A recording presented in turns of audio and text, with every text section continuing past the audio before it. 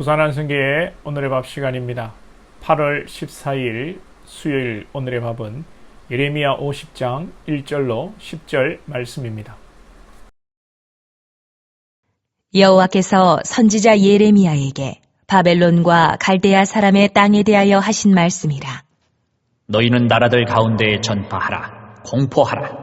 깃발을 세우라. 숨김이 없이 공포하여 이르라. 바벨론이 함락되고 벨이 수치를 당하며 무로닥이 부스러지며 그 신상들은 수치를 당하며 우상들은 부스러진다 하라.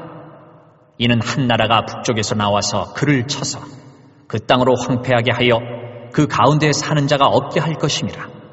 사람이나 짐승이 다 도망할 것임이니라. 여호와의 말씀이니라. 그날 그때에 이스라엘 자손이 돌아오며 유다 자손도 함께 돌아오되 그들이 울면서 그 길을 가며 그의 하나님 여호와께 구할 것이며 그들이 그 얼굴을 시온으로 향하여 그 길을 물으며 말하기를 너희는 오라 잊을 수 없는 영원한 언약으로 여호와와 연합하라 하리라. 내 백성은 잃어버린 양떼로다. 그 목자들이 그들을 곁길로 가게 하여 산으로 돌이키게 하였으므로 그들이 산에서 언덕으로 돌아다니며 쉴 곳을 잊었도다. 그들을 만나는 자들은 그들을 삼키며 그의 대적은 말하기를 그들이 여호와 곧 의로운 처소시며 그의 조상들의 소망이신 여호와께 범죄하였음인즉 우리는 무죄하다 하였느니라. 너희는 바벨론 가운데에서 도망하라. 갈대아 사람의 땅에서 나오라. 양떼에 앞서가는 순념수같이 하라. 보라, 내가 큰 민족의 무리를 북쪽에서 올라오게 하여 바벨론을 대항하게 하리니 그들이 대열을 버리고 쳐서 정복할 것이라. 그들의 화살은 노련한 용사의 화살 같아서 허공을 치지 아니하리라. 갈대아가 약탈을 당할 것이라. 그를 약탈하는 자마다 만족하리라. 여호와의 말씀이니라. 오늘부터 바벨론의 멸망의 이야기가 나옵니다. 이스라엘 주변 나라에 대한 심판이 있고 이제 마지막으로 바벨론에 대한 심판입니다. 바벨론의 존속 기간은 그렇게 길지 않습니다. 바벨론 제국이 대략 한 80년 정도 밖에 가지 못하는데 남유다가 바벨론 포로 70년을 합니다. 이것과 연관지어 볼 때 하나님께서 유다를 포로로 잡기 위해서 바벨론을 일시적으로 사용하셨다. 그렇게 볼 수 있겠습니다. 이 바벨론은 3절에 보시면 이는 한 나라가 북쪽에서 나와서 그를 쳐서 그 땅을 황폐하게 하여, 북쪽에서 한 나라가 바벨론을 치는데 이 나라가 바로 페르시아이고 이 페르시아 고레스 왕이 유다를 해방하게 합니다. 먼저 생각할 것은 바벨론 80년 제국입니다. 하나님께서 사용하셔서 이렇게 된다고 했는데 이 바벨론의 시조가 누구냐? 바로 이 구약의 함입니다. 함이 누구입니까? 함은 노아의 아들로 아버지의 수치를 드러내고 하나님으로부터 저주를 받은 그 가문이죠. 이 함은 구스를 낳고 구스는 니므롯을 낳는데 니므롯이 세상의 첫 용사다. 그렇게 말씀합니다. 함의 후손들이 바벨론 땅에서 정착하고 민족을 이루게 되는데 이뤄볼 때 이 세상에서 용사가 되고 이 땅에서 제국을 이룬 것이 복이라고만 할 수 없는 것입니다. 악인도 이렇게 용사가 되고 큰 제국을 이루게 됩니다. 왜 그렇습니까?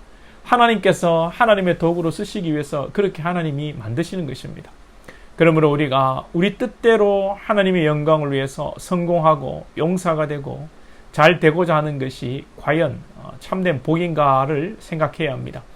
이제 바벨론이 망하고 이스라엘이 유다가 이렇게 돌아오는데 4절 중간에 그들이 울면서 그 길을 가며 그의 하나님 여호와께 구할 것이며, 바벨론에 처음 끌려왔을 때 70년 전에 이 포로들은 강가에서 수금을 걸어놓고 시온을 생각하며 울었습니다.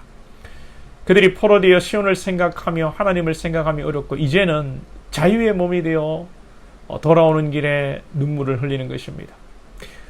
우리 삶에도 여러분 눈물이 있고 또 눈물이 있기를 소망합니다. 슬퍼서 슬픔을 알고 괴로움을 알고 이 비참한 현실과 암울한 영적 현실 때문에 울고 또 이런 상황 속에서 참 그냥 배부르고 등 따시면 아무 일이 없는 듯 그냥 세상적으로 평안하고 조용하고 기도할 일이 없듯이 살아가는 것이, 참 시대를 분별하지 못하고 살아가는 것이, 웃으며 살아가는 것이 다가 아니라 정말 이 영적 암울한 이 시대를 깨닫고 앞으로 우리가 또 우리 자녀들이 더 살아가야 할 이 세상이 참 암울하다라는 것을 깨달을 때에 우리가 어찌 여러분 눈물을 흘리지 않을 수 있겠습니까?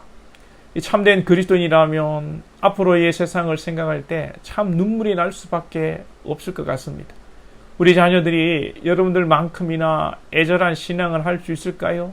쉽지 않습니다.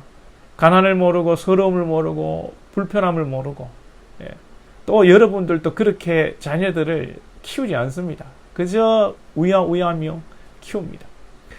우리 공동체가 우리 자녀들이 우리 모두 함께 이런 인생에 서러워서 울고 암울한 영적 상황에서 울고 그렇게 울다가 또 다른 모습으로 울기를 원합니다. 다른 모습으로 이제 왜 웁니까? 하나님께서 유다를 회복시키시는데 감격해서 웃는 것이죠.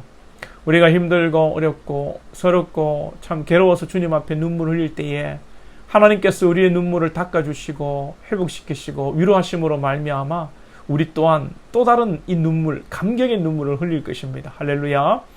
그리고 우리가 구해야 합니다. 뭘 구해야 합니까? 세상의 부귀영화를 구할 것이 아니라 자식 잘 되고 승진하고 내 노후 보장을 여러분 구할 것이 아니라 물론 구해야 됩니다만 우리가 본질적으로 무엇을 구해야 됩니까? 5절에 그들이 그 얼굴을 시온으로 향하여 그 길을 물으며 말하기를 너희는 오라 잊을 수 없는 영원한 언약으로 여호와와 연합하라 하리라. 우리는 하나님의 길을 구해야 합니다. 그리고 잊을 수 없는 영원한 언약으로 여호와와 연합하는 일을 구해야 합니다. 이것이 무엇입니까? 그리스도와 연합하는 것입니다. 주님이 길이요 진리이십니다. 우리가 구할 것은 오직 예수요 십자가의 은혜입니다. 먼저 그의 나라와 그의 의를 구하는 것입니다. 이것은 철저하게 우리가 죄인되고 연약함을 고백하며 하나님의 은혜가 아니고서는 살 수가 없고 하나님의 나라에 이룰 수 없음을 고백하며 사는 것입니다.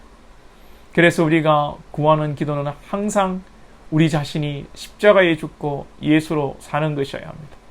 오늘도 주의 길을 구하시고 영원하신 주님과 연합된 삶 되시기를 축복합니다. 기도드리겠습니다. 하나님 아버지, 답답한 현실 속에 영적 암울한 상황 속에 눈물 흘릴 줄 아는 주의 백성들 되게 하여 주시고 참 이 괴로움에 답답하여 주님 앞에 눈물 흘릴 때에 주께서 또 우리에게 기쁨의 눈물을 흘리게 하여 주시옵소서. 시대를 분별하며 늘 주님을 구하며 내가 죽고 예수 그리스도와 연합되어 예수로 살아가는 의 복된 권속들 다 되게 하여 주옵소서. 예수님의 이름으로 기도하옵나이다. 아멘.